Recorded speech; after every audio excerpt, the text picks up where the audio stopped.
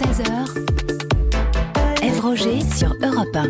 Bonjour à toutes, bonjour à tous, vous êtes sur Europe 1. Je suis ravie de vous accueillir dans cette émission pour partager vos récits de vie, accompagnés jusqu'à 16h par ma camarade Marlène. Bonjour Marlène. Bonjour Ève. Alors cette heure c'est la vôtre, on va parler pendant une heure des plans dodo, un nouveau phénomène qui touche les 20-30 ans.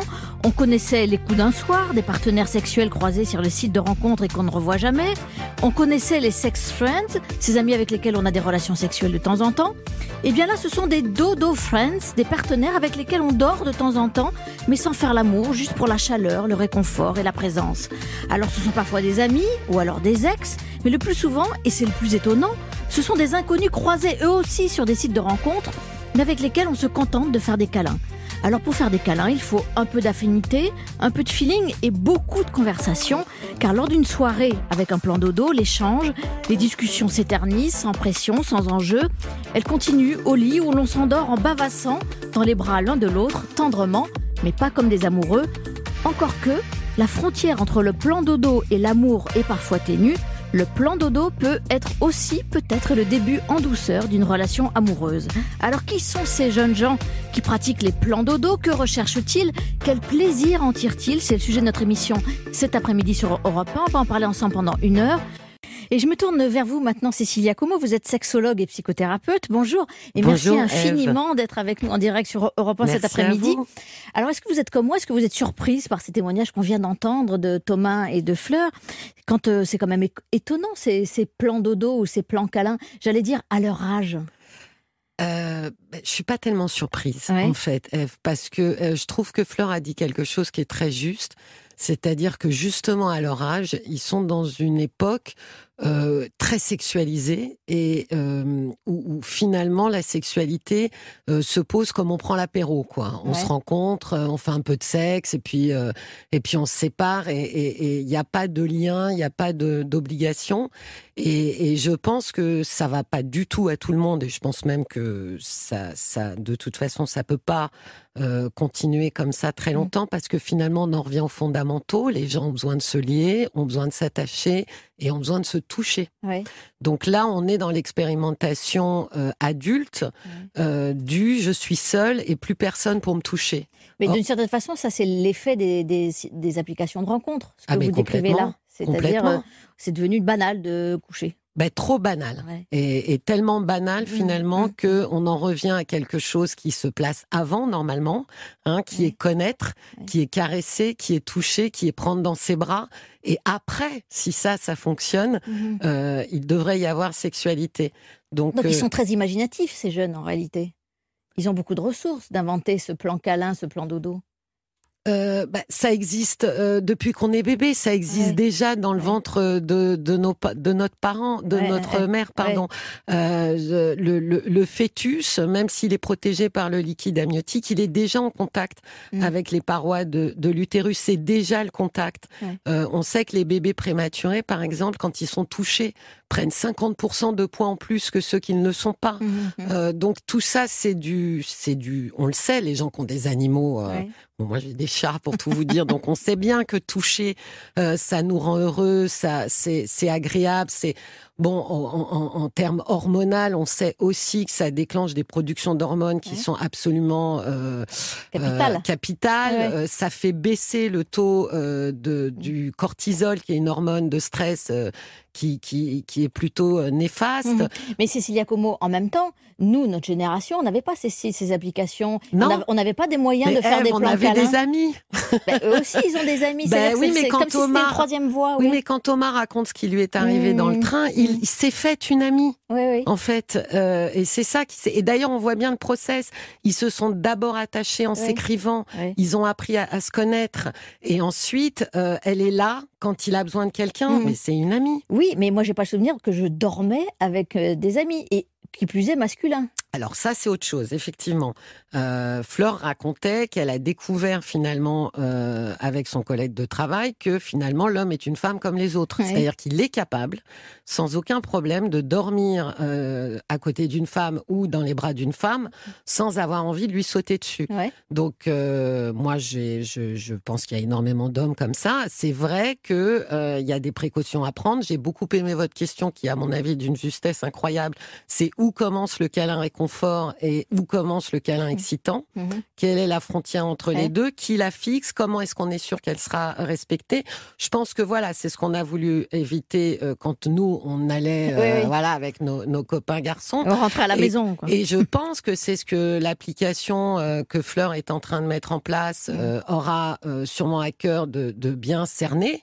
C'est que que ce soit clair. Et même si c'était clair, effectivement... la frontière est ténue quand même. Quand vous êtes...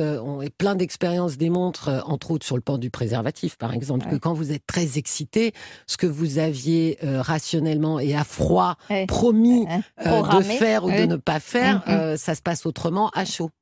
Dites-moi, Cécilia Como, comment on peut expliquer ce phénomène? D'abord, on l'a dit, un peu de ras-le-bol du sexe banalisé, mais parfois je me demande, est-ce que c'est pas aussi une forme d'incapacité à assumer une forme de solitude, les périodes de célibat? Est-ce que, au fond, ces jeunes-là ne refusent de se retrouver seuls face à eux-mêmes, je sais pas, pour réfléchir? Mais oui, non, mais c'est très dur d'être seul. Alors, si on est seul et isolé, c'est absolument épouvantable. On est des animaux de groupe, nous les humains.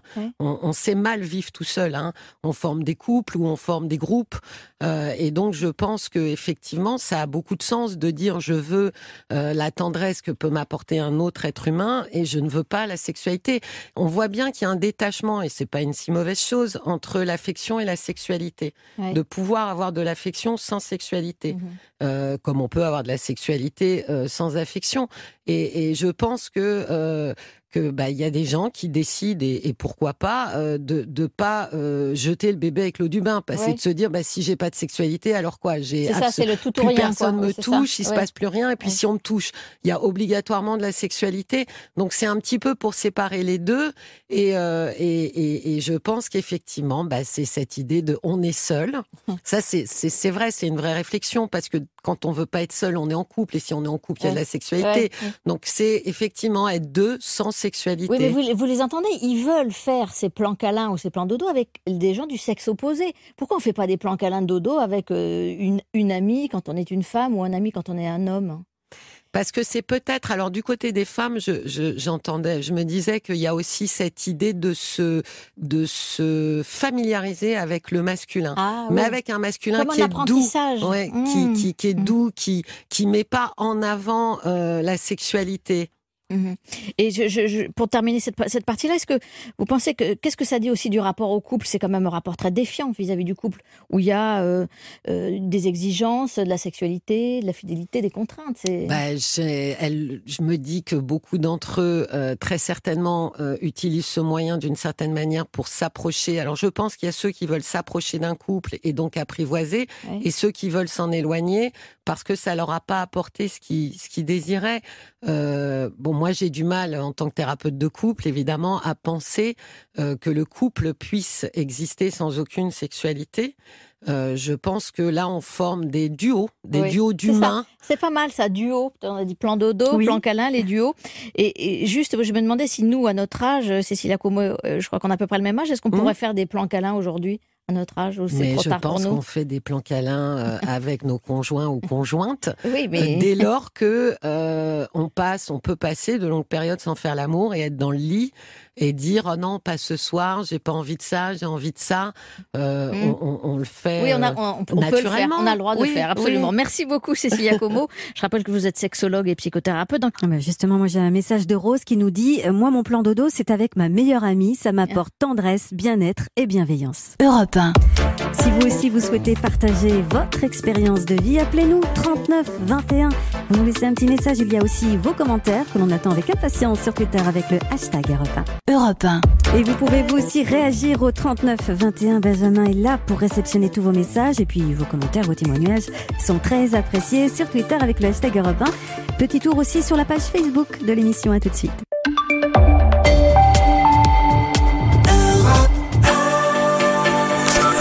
ensemble, vous bouffez ensemble, à part baiser, vous faites tout ensemble. Ça doit bien y aller la coloc là. Hein. Faut que tu me couvres, mec. J'ai pas envie que cette fille avec qui j'ai couché 2 fois vienne foutre le bordel dans notre amitié, voilà. Cette meuf, c'est juste du cul. Pour l'instant, ça fait des semaines qu'il découche. Ah mais c'est bien ça, que t'aies une vie sexuelle épanouie, ça me rend heureuse, mon fils. Avec Christophe, nous, on expérimente. Vas-y, viens, on parle d'autre chose.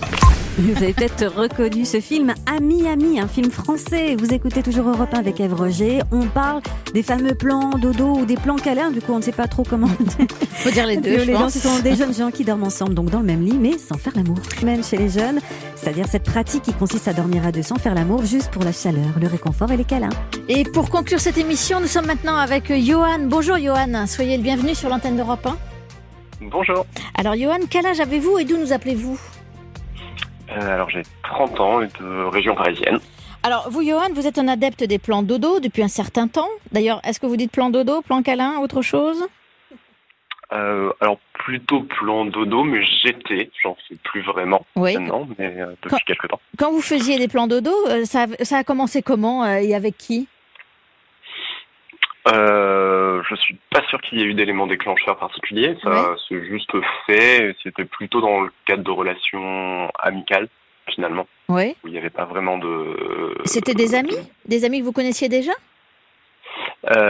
Oui, plutôt. Ouais. Ça nous change un peu des sites de rencontres, alors. Et pourquoi c'était pas des femmes, alors ? Pardon ? Pourquoi vous n'avez pas fait de plan dodo avec des femmes ? Pourquoi pas des femmes ? Alors pourquoi ça ne s'est pas trop présenté finalement je pense que je peux faire une explication très bêtement statistique où j'ai beaucoup plus d'amis hommes que femmes. D'accord, ok. La probabilité est sans doute plus forte avec des hommes.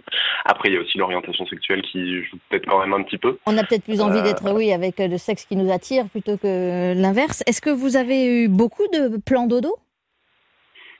Non, je pense pas quand même. Ça doit se compter sur les doigts des 2 mains, allez, au maximum. C'est pas mal déjà. Et qu'est-ce que vous aimiez dans le plan dodo, vous ? C'est sans doute le côté plus démonstratif et affectueux et la proximité juste. Quelqu'un, ce qui n'est pas forcément commun quand on est célibataire et ce qui permet un peu effectivement de compenser quelque chose qui n'existe pas dans certains contextes. Et vous avez dit j'ai arrêté. Vous avez arrêté pourquoi ? Je pense que ça a été au même moment que je me suis retrouvé en couple. Ouais. Et du coup, cette proximité, je l'ai eue avec et je l'ai toujours avec mon copain. Et donc, il n'y a pas de nécessité vraiment de continuer les plans dodo vu que je l'ai fait. Vous n'en avez plus besoin. Voilà, c'est ça, vous n'en avez plus besoin. Voilà. Et on n'a pas parlé des choses un peu matérielles, mais un bon plan dodo, est-ce que on choisit le matelas, on choisit la déco, on choisit l'écran télé ? Est-ce qu'il y a des choix comme ça quand on choisit des dodo friends ? Non, pas vraiment. C'est de manière générale, ça a toujours été assez spontané. C'est pas matérialiste comme relation. Non. C'est plus un cadre de confiance un peu. Dites-moi, quelle relation vous avez gardée, Johan, avec vos amis, ces partenaires-là ? Est-ce que vous les voyez encore ou est-ce que vous ne les voyez plus ? Ça dépend lesquels, mais il y en a certains que je vois toujours et voilà, il n'y a pas il n'y avait pas d'ambiguïté sur le moment et il n'y en a pas par la suite non plus. Et quand vous leur avez dit j'arrête parce que, je sais pas si ça a été explicite, parce que maintenant j'ai un copain et il y en a pas un qui vous a dit mince, qu'il l'a mal pris quoi. Alors non, ça n'a pas vraiment été explicite. Et après, il n'y avait pas de rythme particulièrement régulier. Finalement, c'est un peu comme juste, on peut faire des... j'ai perdu le mot, juste des nuitées chez des amis et où juste... Dormir chez des copains. C'est un peu plus proche que dormir chez des copains et c'est juste que c'est un peu plus proche que ce qu'on peut faire habituellement, mais ça s'apparente beaucoup à ça. Et quand vous l'avez raconté à votre copain avec lequel vous êtes aujourd'hui, est-ce que ça l'a étonné ? Est-ce que lui-même en faisait ? Je crois pas qu'il en faisait. On n'a pas forcément beaucoup discuté de ça. Et il m'en a pas forcément beaucoup parlé avant. Donc après, vous l'avez pas dit. De toute façon, vous ne l'avez pas demandé à continuer. Donc peut-être le sujet ne s'est pas posé. Je vais me tourner vers notre invitée, sexologue et psychothérapeute Cécilia Como. Qu'est-ce qu'on peut conclure de tous ces témoignages, de cette émission ? Finalement, ça paraît très, très, très imaginatif et très inventif de la part de ces jeunes de trouver un moyen finalement d'avoir ces relations sans pression. Oui, inventif ou aussi une façon aussi d'évacuer la complication de la sexualité. Parce que on voit bien dans tout ce qu'on a entendu qu'elle est souvent très corrélée avec l'obligation, la pression, la frustration. Raphaël disait même il y aura pas besoin d'assurer. Et c'est vrai que quand on corrèle la sexualité à tout ça, quand on évacue la sexualité, c'est beaucoup plus agréable. Si vous m'enlevez la pression, l'obligation, le devoir d'assurer, je prends l'affection. Et puis juste pour dire que la sexualité est pas du tout un besoin humain, contrairement à ce qu'on pense, alors que le besoin premier fondamental qu'on a tous, c'est d'être apprécié. Donc l'affection, de toute façon, viendra toujours avant la sexualité. Avant, bien sûr. Mais c'est étonnant ce que vous dites, la sexualité n'est pas un besoin. Je pense que la plupart de nos auditeurs pensent que si. Qu'ils essayent et ils verront qu'ils ne meurent pas et qu'ils n'ont aucune maladie s'ils se privent de sexualité. Et après, on en rediscute. Oui, mais l'affection, c'est pareil. Non, c'est pas vrai. Parce qu'on sait que les nouveau-nés... Non, c'est pas vrai parce qu'on sait que les nouveau-nés, on le sait depuis 60 ans, meurent et qu'on déclenche des troubles psychologiques très graves quand on ne touche pas un bébé. Prématuré, oui. Donc c'est pas vrai du tout. En revanche, si on n'a pas du tout de sexualité toute sa vie, il se passe rien. D'accord. Donc, mais si un jeune de 20 ans n'a pas d'affection, n'est pas touché par quelqu'un d'autre... là, il ira très très mal. Il ira mal. Oui, c'est en ça que là, je remets le mot besoin fondamental. Il y a pas de... Ça, c'est une évidence. Alors, ce qui est très intéressant, je trouve, dans ces témoignages, c'est qu'au fond, on se rend compte que ces jeunes qui ont entre 20 et 30 ans, qui font des plans dodo ou des plans câlins, on a l'impression qu'au fond, ils ont trouvé la bonne réponse à la situation d'aujourd'hui, qui est une société hypersexualisée, c'est ça, qui oblige, ils ont choisi vulgairement, passer à la casserole régulièrement. Oui, mais on voit bien que derrière obligation, pression, eux posent un choix, et c'est de dire non. C'est formidable. Leur manière de dire non. Magnifique. Merci beaucoup Cécilia Como. Vous êtes sexologue et psychothérapeute. Merci beaucoup à Johan de nous avoir fait partager son expérience. Merci aussi à Thomas, à Fleur, à Raphaël, à Océane et à vous. Grâce à vous, nous avons compris que le plan dodo, en libérant l'hormone du lien, l'ocytocine, faisait beaucoup de bien au corps et à l'âme, lutte contre le stress, réconfort, tendresse. Mais pour que le plan dodo ne dégénère pas, il faut lever toutes les ambiguïtés dès le départ, mettre les choses à plat et décider ensemble qu'il ne se passerait rien. Il ne faut donc pas d'attirance, en tout cas, pas trop d'attirance, pas de non-dit, de la transparence et beaucoup de générosité.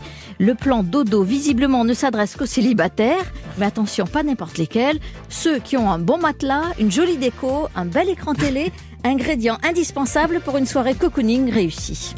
Et vous pouvez continuer à en discuter sur les réseaux sociaux. Rendez-vous sur le groupe de l'émission sur la page Facebook.